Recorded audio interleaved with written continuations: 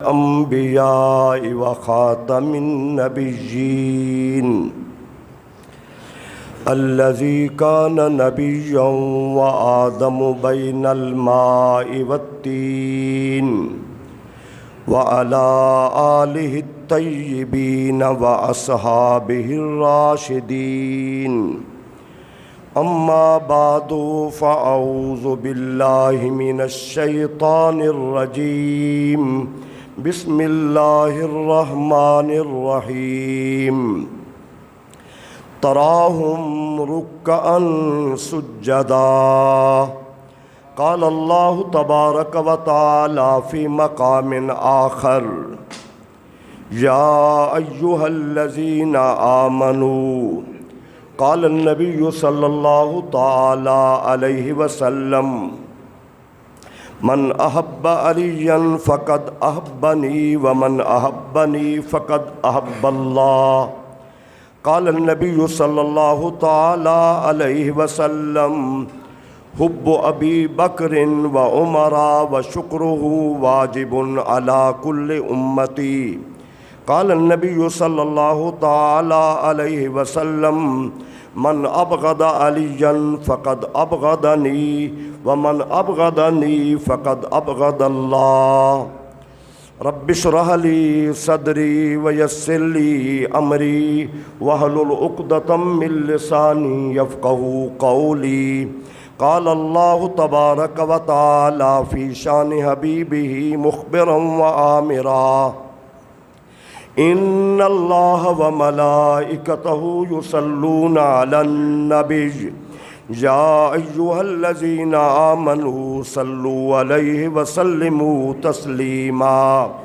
اللهم صل على سيدنا ومولانا محمد وعلى آل سيدنا وأصحاب سيدنا ومولانا محمد وبارك وسلم وصلوا عليه صلاة وسلاما عليك يا سيدي يا رسول الله وعلى آلك وأصحابك يا سيدي يا حبيب اللہ.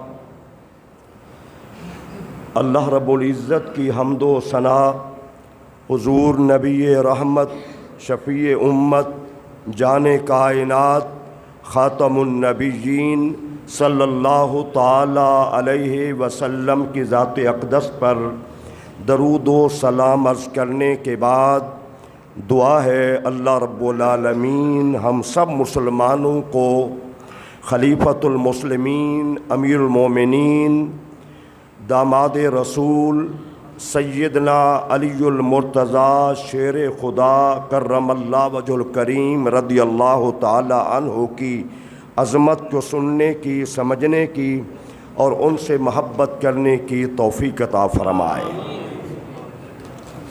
فتنوں کا دور ہے اور جو حضور نے فرمایا فتنے تیزی سے برسیں گے جیسے بارش برستی ہے.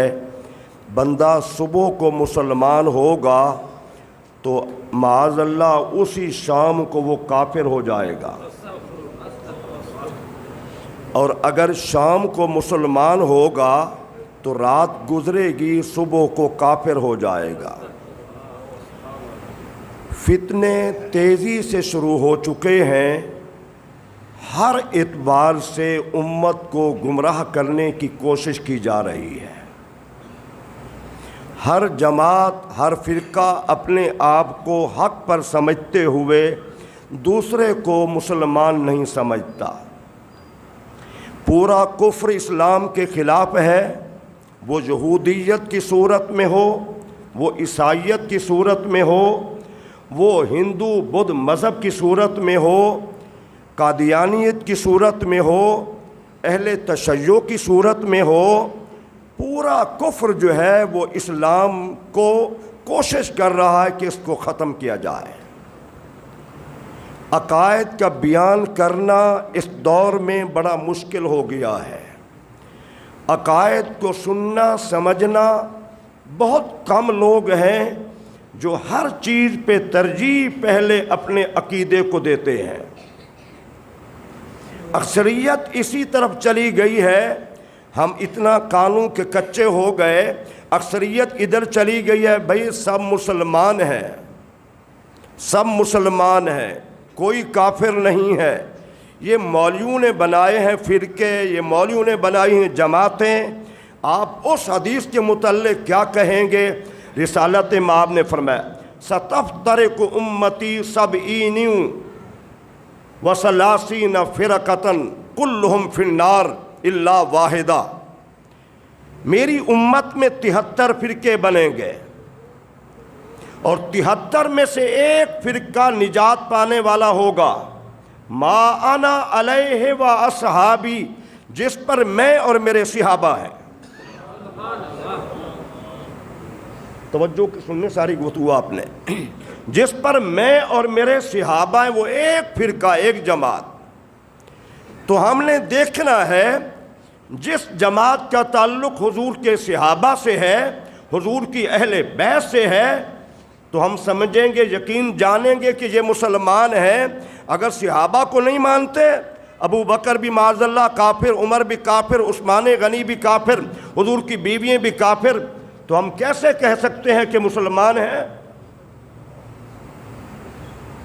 جب رحمت عالم نے واضح انداز میں فرما دیا، اور پھر آئیے دوسری جانب، رحمت عالم نے اپنے صحابہ کرام میں سے ایک صحابی مولا علی کو مخاطب کر کے فرمایا، علی تیری وجہ سے 2 گروہ ہلاک ہو جائیں گے، 2 گروہ ہلاک ہو جائیں گے، ایک وہ جو تجھ سے محبت میں بڑھ جائے گا، اور ایک وہ جس کا بغض ہوگا اپنے دل میں تیرے ساتھ۔ اس حدیث طیبہ کی روشنی میں واللہ رب ذوالجلال کی عظمت کی قسم ہے، مجھے ذرا بھی ڈاؤٹ نہیں ہے کہ مجھے اپنے عقیدے پہ شک ہو، نہیں، میرے دل میں اللہ اس کے رسول کی محبت کے ساتھ سیدنا علی کی ویسے محبت ہے، نہ ہم بڑھاتے ہیں نہ کم کرتے ہیں۔ یہ ہمارا عقیدہ اور نظریہ ہے کہ اللہ کریم نے آپ کو شانیں بڑی دی ہیں، لیکن ہمارا یہ عقیدہ نہیں ہے۔ آج برملا اہل تشیع کے بڑے بڑے مولوی، بڑے بڑے ذاکر اس گمراہی میں بہہ گئے۔ کیا تم کہتے ہو علی صحابہ سے افضل ہے؟ صحابہ کیا ہے؟ ہم تو انبیاء سے بھی معاذ اللہ افضل مانتے ہیں۔ آپ خود فیصلہ کریں، آپ خود ہی فیصلہ کریں۔ میں نے کتنے اہل تشیع کے بڑے بڑے مولویوں کو سنا، وہ کہا ہم تو صحابہ کی تو بات ہی نہیں کرتے، ہم تو کہتے ہیں کہ معاذ اللہ علی تو انبیاء سے بھی افضل۔ محبت کا دعویٰ کتنا ہے! اور اہل تشیع میں وہ بھی جماعت ہے جو کہتے ہیں مولا علی بندے نہیں بلکہ وہ تو خدا ہے، معاذ اللہ۔ اور وہ بھی ہیں جنہوں نے معاذ اللہ کہا نبوت ملنی تھی مولا علی کو، جبریل بھول کر حضور کو دے گئے۔ آپ پھر کیا کہیں گے؟ تو عزیزان گرامی، اس لیے مولا علی کے حوالے سے سب سے زیادہ اختلاف امت میں پایا جاتا ہے، سب سے زیادہ اختلاف امت میں پایا جاتا ہے۔ ان کی محبت میں آ کے صحابہ کو معاذ اللہ جن کی عظمتیں قرآن نے بیان کی ہیں ان کو کافر کہا گیا۔ اس لیے عقیدے کا صحیح رکھنا ضروری ہے۔ عقیدہ بنیاد ہے، بیس ہے۔ اعمال صالحہ وہ اوپر کا درجہ ہے۔ پہلے عقائد پہ ذرا غور کریں۔ اب آئیے، اس میں کوئی شک نہیں کہ مولا علی کو اللہ اس کے رسول نے جو عظمتیں دی ہیں، میں نے نہیں دی، آپ نے نہیں دی، کسی کی کیا ہمت ہے، ان کو جو شانیں ملی ہیں یا اللہ ذوالجلال کی جانب سے ملی ہیں یا در رسول سے ملی ہے۔ قرآن مجید کی کئی آیات بینات میں ان کا ذکر ہے۔ ایک آیہ مبارکہ ذرا غور کریں، محمد الرسول اللہ، محمد کریم صلی اللہ علیہ وسلم اللہ کے رسول ہیں، والذین معہ، اور جو ان کے ساتھ ہیں، صدیق اکبر، اشداء علی الکفار، کفار پر بڑے سخت ہیں، فاروق اعظم، رحماء بینہم، آپس میں بڑے رحم دل ہیں۔ مسلمان جو ہے وہ آپس میں رحم دل ہوتے ہیں۔ اپنے دل کی جانب ذرا دیکھ لیجئے، اپنے دل کی جانب دیکھ لیجئے۔ پھر چوتھے نمبر پہ تراہم رکعا سجدا، تم انہیں دیکھو گے رکوع کرتے ہوئے اور سجدہ کرتے ہوئے۔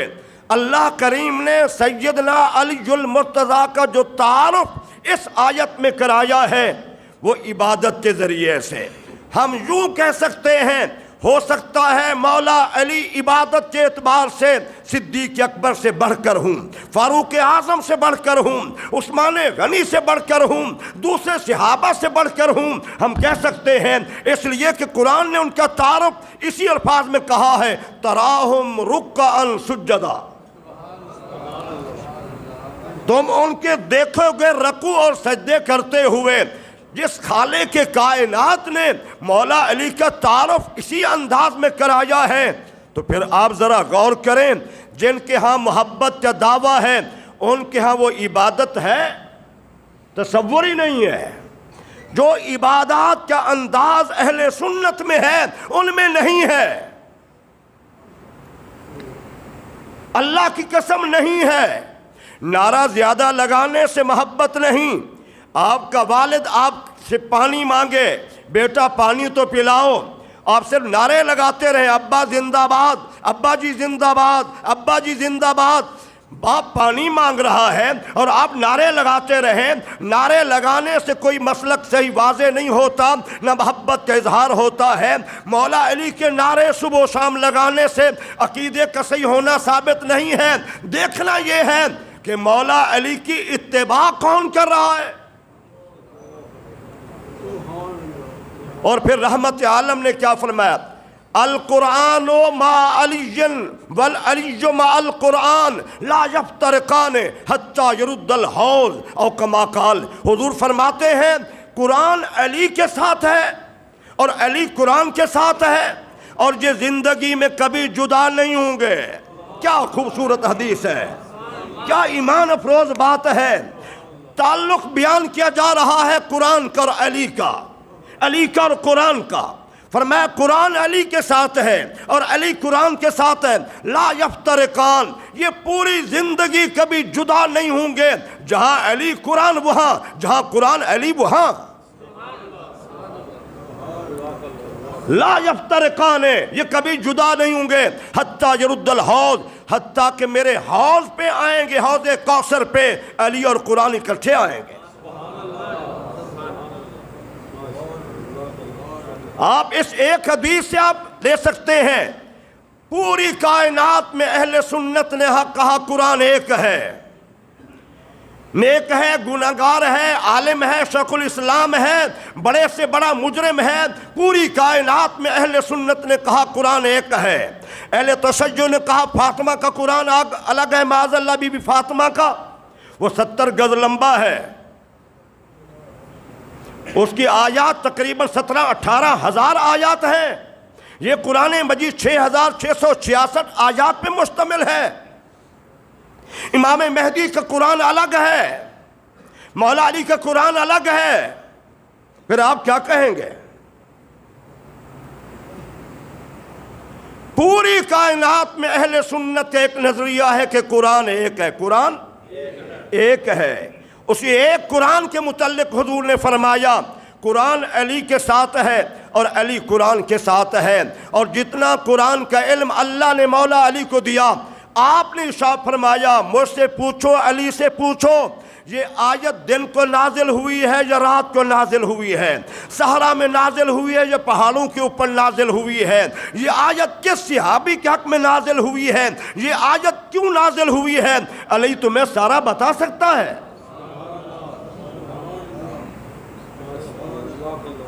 علی تمہیں سارا بتا سکتا ہے۔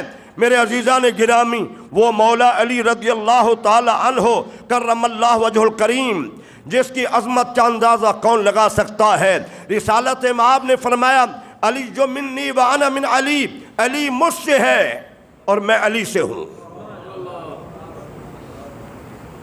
صحابہ اور اہل بیت، تھوڑی توجہ، مولا علی حضور کے گھر میں شامل ہیں، سیدنا صدیق اکبر، فاروق اعظم، عثمان غنی یہ گھر میں شامل نہیں ہیں۔ رشتہ ضرور ہے حضور کا، تعلق ضرور ہے حضور کا، لیکن وہ گھر والے نہیں ہیں۔ مولا علی گھر والوں میں بھی شامل ہے، صحابہ میں بھی شامل ہے، خلفاء میں بھی شامل ہے، اور عشرہ مبشرہ میں بھی شامل ہے۔ اور کون سی ایسی جنگ ہے جس میں مولا علی شامل نہیں ہوئے؟ ہر جنگ میں مولا علی شامل ہوئے ہیں، اور جتنا تلوار جرأت و بہادری سے مولا علی نے چلائی ہے کسی نے نہیں چلائی۔ جس قدر اسلام کے لیے تلوار مولا علی نے چلائی ہے کسی اور نے نہیں چلائی۔ مولا علی وہ عظیم المرتبہ صحابی ہے، رحمت عالم کی ان کے ساتھ کمال درجے محبت تھی، صحابہ کرام کی بھی ان کے ساتھ کمال درجے محبت تھی۔ ذرا آپ سننا، غور سے سننا، ایک حدیث طیبہ مشہور بیان کی جاتی ہے، بھی اسی حدیث سے ثابت ہوتا ہے کہ آپ خلیفہ برحق ہیں، خلیفہ بلا فصل ہیں۔ رحمت عالم حج کر کے اپنے صحابہ کے ساتھ ایک مقام خم جس کا نام تھا اسی پہ تشریف لائے۔ جہاں وہاں صحابہ کرام پہنچے تو توجہ کے ساتھ بڑی اہم بات میں عرض کر رہا ہوں، کچھ لوگوں نے حضور کی دربار میں مولا علی کے حوالے سے شکایت کی، فلاں جنگ میں فلاں مقام پہ مولا علی نے لونڈیوں کے ساتھ رات گزاری۔ اسلام میں اجازت تھی، کوئی حرام ناجائز مکروہ عمل نہیں تھا، اس دور میں یہ اجازت عام تھی لونڈی کے ساتھ رات گزارنا۔ جب کچھ لوگوں نے شکایت کی حضور کی دربار میں تو رحمت عالم کھڑے ہوئے، نماز ظہر کے بعد مولا علی کو اپنے قریب کھڑا کیا اور پھر ارشاد فرمایا، من کنت مولا ہو فہذا علی المولا، جس کا میں مولا ہوں علی بھی اس کا مولا ہے۔ اس حدیث کو لے کر دنیا نکل پڑی، اہل تشیع نکل پڑے، یہ خلافت کا اعلان ہے۔ آپ باشعور لوگ ہیں، ذرا میری بات کو غور سے سننا۔ یہاں حضور نے فرمایا جس کا میں مولا ہوں علی بھی اس کا مولا ہے۔ مولا کے معنی محبت کے معنی میں بھی ہے، مولا عزت کے معنی میں بھی ہے، مولا کا لفظ سردار کے معنی میں بھی ہے، لفظ مولا کا لفظ اللہ کی ذات کے لیے بھی استعمال ہوتا ہے، حضور کی ذات انور کے لیے بھی استعمال ہوتا ہے، اپنے سے بڑے کے لیے بھی استعمال ہوتا ہے۔ مولا کا لفظ کئی معنوں میں عرب میں استعمال ہوتا ہے۔ تو رحمت عالم کے ارشاد گرامی اس حوالے سے تھا، جو مجھ سے محبت کرتا ہے علی سے بھی ویسے محبت کرے، جو میرے ساتھ دوستی کرتا ہے علی سے بھی ویسے دوستی کرے، جو جس کی میرے ساتھ محبت ہے اس کی علی سے بھی محبت ہونی چاہیے۔ دوسرے لوگوں نے چھوٹے سے بڑے تک دیکھو صحابہ کی موجودگی میں حضور نے اعلان کر دیا بس یہی آپ کی خلافت ہے۔ میں آپ کی ذہن سازی کرنا چاہتا ہوں، امید ہے کہ آپ کو میری بات سمجھ آئے گی۔ بھائی بڑا مرکز اسلام کا مدینہ منورہ تھا، مکہ مکرمہ سے بھی بڑا مرکز اسلام کا مدینہ منورہ، یاد رکھیں۔ مکہ مکرمہ میں توحید و رسالت کے علاوہ کچھ نہیں تھا۔ مدینہ منورہ میں جتنے احکامات نازل ہوئے ہیں کرنے کے حوالے سے، نماز ہے، روزہ ہے، جہاد ہے، زکوٰۃ ہے، قربانی ہے، یہ ساری عبادات کا تعلق، نماز جمعہ ہے، نماز جنازہ ہے، ان تمام احکامات کا تعلق حضور کی مدنی زندگی کے ساتھ ہے۔ اسلام کا مرکز مدینہ منورہ تھا، توحید کا مرکز مکہ مکرمہ تھا۔ اب مجھے بتائیے کہ رحمت عالم نے جہاد کے لیے بھی جماعتیں مدینہ منورہ سے بھیجی ہیں، رحمت عالم نے تبلیغ کے لیے بھی جماعتیں مدینہ منورہ سے بھیجی ہیں، رحمت علیہ وسلم نے خدمت خلق کے لیے صحابہ کو مدینہ منورہ سے بھیجا ہے۔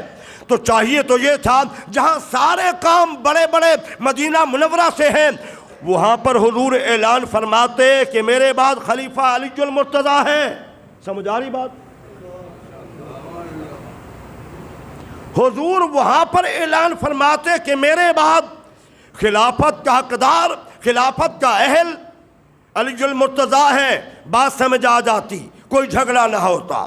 پھر یاد رکھیں حضور آخری حج کر کے آ رہے ہیں، اس دور کا سب سے بڑا اجتماع، تاریخی اجتماع، تاریخی خطبہ، اور وہ اتنا شاندار خطبہ، یورپ کے گورے اسلام دشمن ہونے کے باوجود اس کی عظمت کو مانتے ہیں۔ یہاں کئی گھنٹے خطابات ہوتے ہیں، 13 منٹ کا خطبہ ہے، اقوام عالم کے اسلام کی عظمت، حقوق کے حوالے سے حضور نے 13 منٹ کے خطبے میں سب کچھ بیان کر دیا۔ اس خطبے میں توجہ فرمانا چاہیے تو یہ تھا کہ خلافت بڑا اہم مسئلہ تھا، رحمت عالم سلم وہاں بیان فرما دیتے کہ میرے بعد خلیفہ کون ہے؟ علی المرتضیٰ ہے۔ حضور نے وہاں بھی اعلان نہیں فرمایا، مدینہ منورہ میں بھی اعلان نہیں فرمایا۔ دوران سفر جب عرب کے لوگ، شام کے لوگ، یمن کے لوگ، ہر شہر سے آنے والے مسلمان سب چلے گئے، اہل مدینہ یا گرد و نواح کے لوگ رہ گئے، حضور نے اس مقام پہ فرما دیا من قلت مولاہ فہذا علی المولا۔ آپ ذہن نشین کر لیں، اس حدیث کا تعلق مولا علی کی خلافت سے نہیں ہے، بلکہ لوگوں کے دلوں میں مولا علی کی محبت کو اجاگر کرنے کے لیے فرمایا۔ نہیں چھوڑ دو جن کے دلوں میں میرے علی کے خلاف ایسی بات ہے، نہیں چھوڑ دو یہ بات، جو مجھ سے محبت کرتا ہے وہ علی سے محبت کرے، جو مجھے اپنا سردار مانتا ہے وہ علی کو بھی اپنا سردار مانے۔ اصل بات تو یہ تھی، لیکن دوسرے لوگوں نے کہا دیکھو خلافت۔ اب دوسری بات دیکھیے، رحمت عالم کے زندگی کے آخری دن رحمت عالم نے صحابہ کے سامنے فرما دیا علی سے کہو، اپنا ابو بکر سے کہو میرے مصلی پہ کھڑے ہو کے نماز پڑھائے۔ مولا علی بھی موجود ہے، فاروق اعظم بھی موجود ہے۔ حضور نے نہیں فرمایا، 3 مرتبہ فرمایا۔ اما عرض کی حضور وہ تو رقیق القلب ہیں، مشکل سے نماز پڑھائیں گے۔ فرمایا نہیں، ابو بکر سے کہو۔ پھر انہوں نے عرض کی، پھر بھی حضور نے یہی فرمایا، مولا علی بھی موجود تھے۔ تو مولا علی نے اسی بات کو سامنے رکھ کے فرمایا، جس کو حضور نے ہمارے دین کے لیے ہمارا امام بنایا ہے، اپنی دنیا کے لیے ہم اسے امام بناتے ہیں۔ آئیے اب ذرا غور کیجئے، توجہ کیجئے، رحمت عالم نے کیا فرمایا؟ من احب علی فقد احبنی، جس نے میرے ساتھ محبت کی اس نے علی کے ساتھ محبت کی، جس نے علی کے ساتھ محبت کی اس نے میرے ساتھ محبت کی، اور میرے ساتھ محبت کیا ہے؟ اس نے اللہ سے محبت کی۔ اللہ سے، حضرت علی سے محبت یہ اللہ سے محبت ہے، یاد رکھنا۔ آج جو لوگ کہتے ہیں جی کسی سے محبت کرو گے تو مشرک بن جاؤ گے، حضور تو واضح فرما رہے ہیں، حضور تو واضح فرما رہے ہیں، من احب علی فقد احبنی، جس نے میرے علی سے محبت کی اس نے میرے ساتھ محبت کی۔ اور پھر یہ یاد رکھیں، جتنا مال و دولت سیدنا عثمان غنی کے مال نے اسلام کو فائدہ دیا ہے، تلوار میں 2 شخصیات ہیں، ایک مولا علی ہیں جن کی تلوار نے اسلام کو فائدہ پہنچایا ہے، اور دوسرے حضرت خالد بن ولید ہے۔ حضرت خالد امت کے سب سے بڑے جرنیل، ان کی تلواروں نے اسلام کو زیادہ فائدہ دیا ہے۔ مولا علی جو مرحب 1000 کے مقابلے میں پہلوان سمجھا جاتا تھا، اس کے 2 ٹکڑے کس نے کیے ہیں؟ مولا علی کی تلوار نے کیے ہیں۔ اب سوچئے ذرا کہ مولا علی آپ فرماتے ہیں شریف وہ نہیں ہے جو اپنا حق نہ لے سکے، شریف وہ ہے جو اپنا دوسرے سے حق لے سکے۔ ہم حکومت سے کچھ نہیں کر سکتے، ہم شریف نہیں ہیں میرے خیال میں۔ اور اس بندے پہ 1000 بار کیا کروڑ بار لانتے ہوں جس نے پاکستان کے اندر امراء کے لیے، وزیروں کے لیے، ججز کے لیے اور اداروں کے لیے پٹرول، گیس، تیل سارا فری کر کے چلا گیا اور عوام پہ ظلم ڈھا گیا، اس بندے پہ بے حد و حساب اللہ کی لعنتیں برس رہی ہوں گی۔ اصفہان کے علاقے میں مال غنیمت آیا، مولا علی خود جہاد کیا، جنگ کی، مال غنیمت میں ایک روٹی موجود تھی، ذرا غور کرنا، ایک روٹی موجود تھی۔ مولا، حالانکہ سب کو بھوک لگی ہوئی تھی، مولا علی نے اپنے خود استعمال نہیں کی، اپنے قریبیوں کو نہیں دی، مولا علی نے، میں پڑھ رہا تھا، میرے پاس کتاب موجود ہے، میں حیران ہو رہا تھا، یار اتنا بڑے آدمی، مولا علی نے اس کے ساتھ ٹکڑے کیے اور ٹکڑے کرنے کے بعد قرآن اندازی کی، جس کے نام قرآن نکلا اسی کو ٹکڑا دیا۔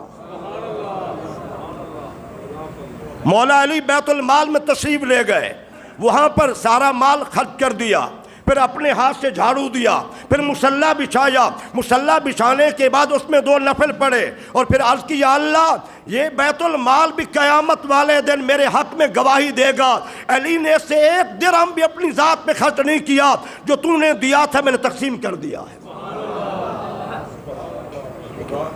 مولا علی وہ عظیم ترین صحابی ہیں، ذرا آپ غور فرمائیں، صدیق اکبر، فاروق اعظم، عثمان غنی، ان کے دور میں سب سے بہترین جج، چیف جسٹس کون تھے؟ مولا علی تھے، اور مولا علی کے فیصلے کو بڑی اہمیت تھی۔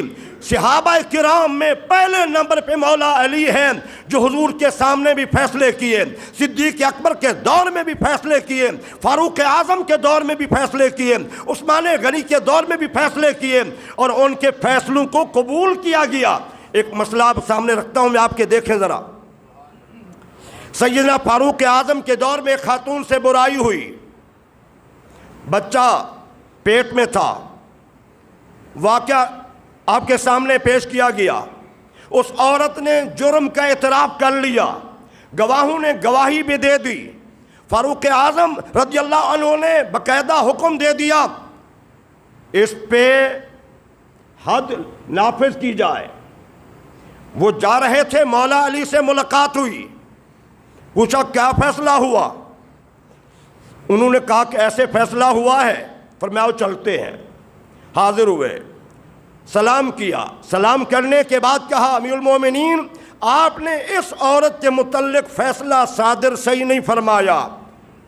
بھائی علی یہ اس نے اعتراف کیا ہے، گواہوں نے گواہی دے دی ہے، اب میرا فیصلہ کیسے غلط ہو سکتا ہے؟ تو مولا علی نے فرمایا جب آپ حد لگائیں گے یہ عورت مر جائے گی، اس کے پیٹ والا بچہ بھی مر جائے گا۔ پیٹ والے بچے کا قصور کیا ہے؟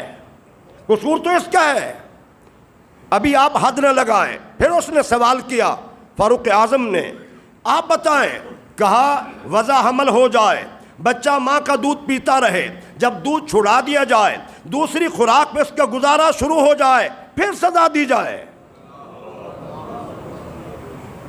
پھر سزا دی جائے۔ تو جب یہ کلمات آپ نے فیصلہ فرمایا تو فاروق اعظم دیکھو حق بات کا ماننا، یہ تو میرے نبی کے کوئی صحابہ سے سیکھے۔ آج جتنے ہمارے سیاستدان حکمران وزیر بن گئے، وزیر اعلیٰ، وزیر اعظم بن گئے، اپنے خلاف بات کی تو بندہ غائب، اپنے خلاف بات کی تو بندے کو قتل کروا دیا۔ سیاسی کتنے بڑے بڑے قتل ہوتے ہیں۔ فاروق اعظم نے برملا فرمایا قربان جاؤں ان کی عظمت کو، میں راج عقیدت پیش کرتا ہوں، فرمایا لولا علی ہلاک عمر، اگر آج علی نہ ہوتے تو عمر کا فیصلہ غلط تھا، وہ تو ہلاک ہو جاتا، وہ تو ہلاک ہو جاتا۔ میرے بھائیو آپ ذرا غور فرمائیں، سیدنا مولا علی کے فیصلے کو ہر اعتبار سے، ہر اعتبار سے تسلیم کیا جاتا تھا۔ کتنا فیصلے آپ نے فرمائے اور قرآن سے کتنا عبور تھا، یہ آپ نے مسئلہ کئی دفعہ سنا ہوگا۔ اندھیرے میں دو خواتین کے ہاں بچے ہوئے، ایک کے ہاں بچی ایک کے ہاں بچہ پیدا ہوا، دونوں دعوے دار تھی کہ بیٹا میرا ہے۔ رات کے اندھیرے میں ایسا ہوا، ایک جگہ پہ واقعہ ہوا، ایک کمرے میں واقعہ پیش آیا۔ اب دونوں دعوے دار بچوں کی، بچہ میرا ہے، وہ کہتے ہیں میرا بچہ ہے۔ آپ کے پاس فیصلہ آیا، قربان جائیے آپ کی قرآن فہمی پہ، آپ کی قرآن فہمی پہ قربان جائیے۔ آپ نے کیا فرمایا جب انہوں نے مسئلہ بیان کیا؟ فرمایا جاؤ برابر کی شیشی میں دونوں اپنے سینے سے دودھ نکال کے لاؤ۔ دونوں دودھ لے کر جب آئیں تو آپ نے وزن کیا، وزن کرنے کے بعد فرمایا یہ بیٹا اس عورت کا ہے اور بیٹی اس عورت کی ہے۔ انہوں نے کہا امیر المومنین یہ کیسے فیصلہ کیا آپ نے؟ دودھ سے کیسے فیصلہ ہو سکتا ہے؟ تو آپ نے فرمایا مجھے قرآن کی ایک آیت ملتی ہے، للذکر مثل حظ الانثیین، اللہ نے بیٹے کے لیے، مرد کے لیے 2 حصے مقرر کیے ہیں اور بیٹی کے لیے اللہ نے 1 حصہ مقرر کیا ہے۔ مجھے اس آیت نے سمجھا دیا جس عورت کا بیٹا ہے اس کے دودھ کا وزن ڈبل ہوگا، اور جس عورت کی بیٹی ہے اس کے دودھ کا وزن کم ہوگا۔ جس طرح جائیداد، تقسیم جائیداد میں بیٹے کے لیے 2 روپے ہیں، بیٹی کے لیے 1 روپیہ ہے، حالانکہ وہی ایک ماں باپ ہیں لیکن نظام ہے۔ مولا علی کی فہم و فراست پہ ذرا آپ غور کریں، فرمایا بیٹا اس عورت کا ہے اور بیٹی اس عورت کی ہے۔ سیدنا صدیق رضی اللہ تعالی عنہ اور سیدنا علی رضی اللہ عنہ آمنے سامنے ملاقات ہو گئی تو صدیق فرمانے لگے، دیکھ کے مسکرا دیے۔ مولا نے پوچھا کیوں مسکرائے ہو؟ کہا اس لیے مسکرایا ہوں کہ حضور نے فرمایا کل جنت کی ٹکٹیں علی تقسیم کریں گے،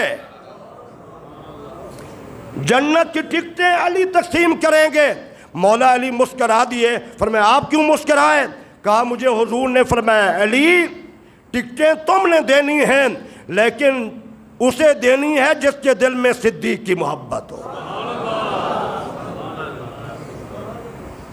حضرت علی سے پوچھا گیا کہ کیا آپ کو ایسی بات ہے کہ حضور نے فرمایا کہ آپ پہلے خلیفہ ہیں؟ فرمایا نہیں، مجھے ایسی بات حضور نے کوئی نہیں فرمائی، اگر حضور فرما دیتے تو میری تلوار اٹھ جاتی۔ صدیق اکبر کے خلاف کیوں نہیں اٹھی؟ فاروق اعظم کے خلاف کیوں نہیں اٹھی؟ عثمان غنی کے خلاف کیوں نہیں اٹھی؟ اس لیے کہ رحمت عالم کی ساری باتیں ان کے سامنے تھیں۔ آخری بات، خطیب بغدادی نے اس حدیث کو روایت کیا ہے، تاریخ بغداد تقریباً 80 جلدوں میں ہے۔ اس میں لکھا ہے کہ رحمت عالم نے مولا علی سے فرمایا علی میں نے 3 مرتبہ اللہ کی دربار میں عرض کیا میرے اللہ میں علی کو آگے کر دوں؟ غور سے فرمایا نہیں۔ پھر میں نے دوبارہ عرض کی میرے اللہ میں علی کو آگے کر دوں؟ فرمایا نہیں۔ تیسری مرتبہ حضور نے فرمایا اللہ نے فرمایا میرے حبیب آگے ابو بکر صدیق کو کرو، آگے ابو بکر صدیق کو کرو۔ اور یہاں پر ایک دفعہ میں نے پہلے بھی ایک بات بیان کی تھی،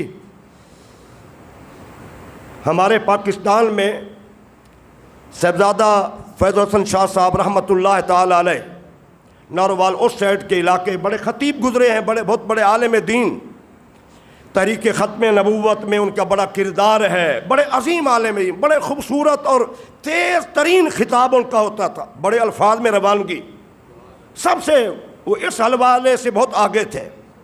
تو ان کی ایک بات کمال درجے کی، میرے ایک جگہ بیان تھا تو وہاں کے پیر صاحب آئے ہوئے تھے، علماء کرام بھی تھے، خطاب میرا تھا، تو بات کا اظہار ہوا کہ آپ کا ایک جملہ بڑا مشہور ہے، فرمایا میں بیٹا علی کا ہوں اور مرید میں صدیق کا ہوں، میں بیٹا علی کا ہوں مرید صدیق کا ہوں، اس لیے کہ صدیق اکبر کے ہاتھ میں مولا علی نے بیعت کی ہے۔